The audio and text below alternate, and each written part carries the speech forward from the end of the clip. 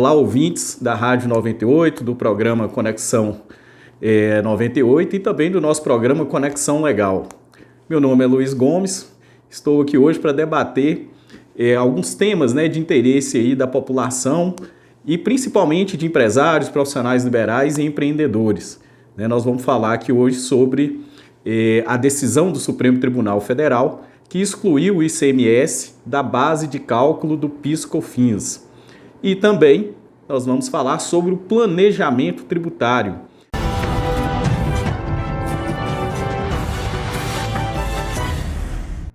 Então nós vamos começar, ouvintes, falando sobre a decisão que o Supremo Tribunal Federal proferiu há mais ou menos uns 10 dias e que determinou a exclusão do ICMS, que é o Imposto sobre Circulação de Mercadorias e Serviços, da base de cálculo das contribuições federais que são conhecidas como PIS e COFINS.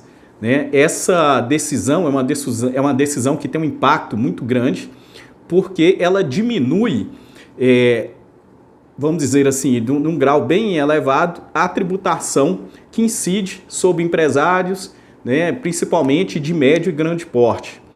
Quando a gente fala que a decisão determinou a exclusão do ICMS da base de cálculo, é preciso que a gente defina o que é base de cálculo. Base de cálculo, na verdade, de um imposto, corresponde aos valores sobre os quais vai incidir a alíquota do imposto. Então, a base de cálculo é esse conjunto de elementos que vão resultar em um determinado valor, e esse valor vai ser a base sobre a qual vai incidir o cálculo do tributo. Em relação às consequências dessa decisão para os empresários e para os empreendedores aí, a gente pode dizer que existe um benefício direto.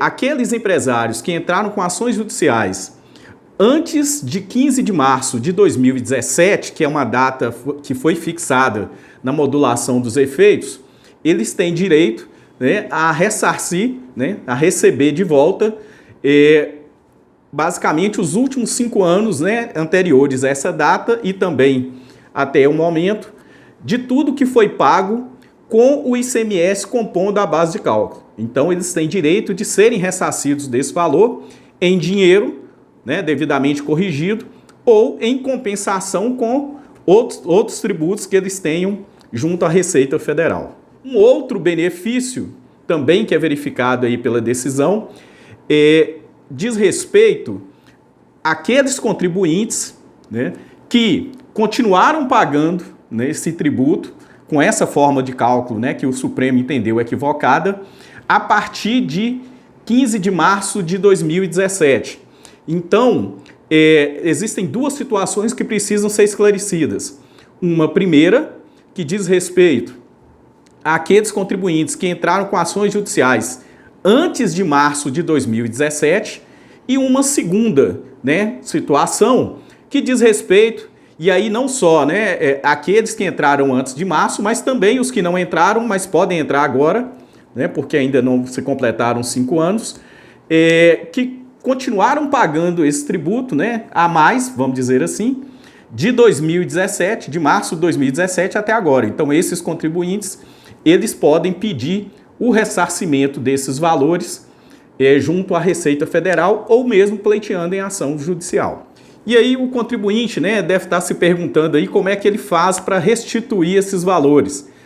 Ele pode, primeiramente, é aconselhável que ele converse com o seu contador, ou com o advogado tributarista da sua confiança, para ele ter uma ideia dos valores que ele teria a receber.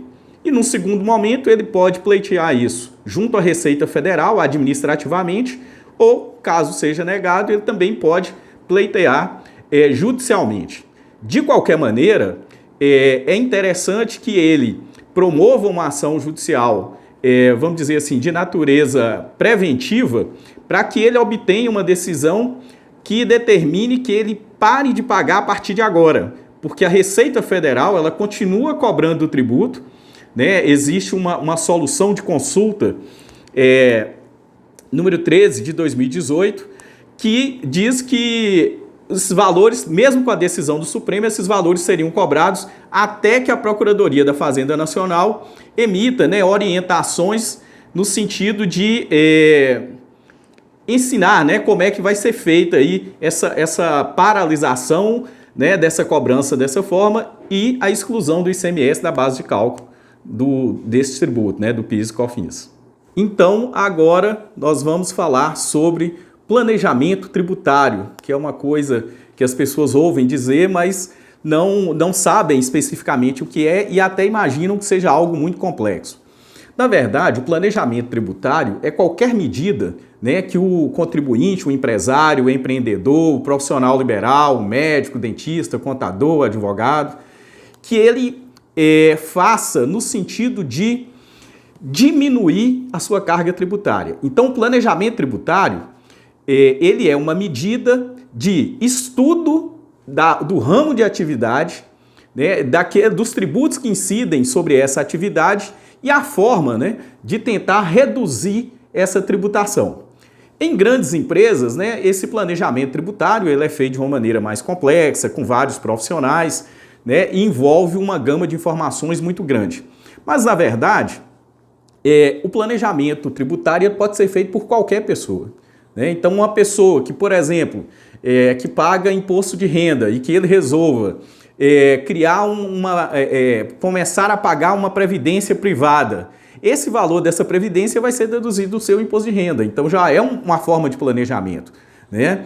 Uma pessoa que presta serviço como pessoa física, né? Um advogado, por exemplo, ou um médico, um dentista, que resolva montar uma pessoa jurídica, né? Para poder prestar esse serviço. É uma forma de planejamento, né? Existe uma diferença de uma tributação de uma pessoa física para uma pessoa jurídica. Então, qualquer medida que é feita no sentido de pensar o seu negócio e de diminuir, né, a carga tributária é considerado um planejamento tributário. Às vezes a gente ouve falar, né, principalmente na televisão, na internet, sobre medidas aí, incentivos fiscais, benefícios fiscais. Em determinados ramos de atividade, esses benefícios eles são concedidos pelo governo e eles ajudam, né, vamos dizer assim, a potencializar essa atividade. Então, é interessante que as pessoas, né, promovam estudos, pesquisem na internet, no Google mesmo, né, ou converse com o seu contador, que é o profissional habilitado, ou o advogado tributarista, para ver se o seu ramo de negócio tem ou não, né, ou em que medida tem incentivos fiscais que possam, né, ser deduzidos aí, que possam resultar na redução da sua carga tributária. Então, em qualquer ramo sempre tem. A questão é saber procurar e saber fazer o enquadramento da sua atividade de acordo, né, com aquela situação em que vai resultar na diminuição do pagamento de tributos.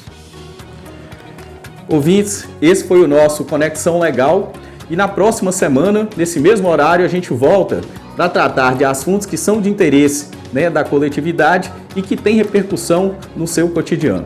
Muito obrigado.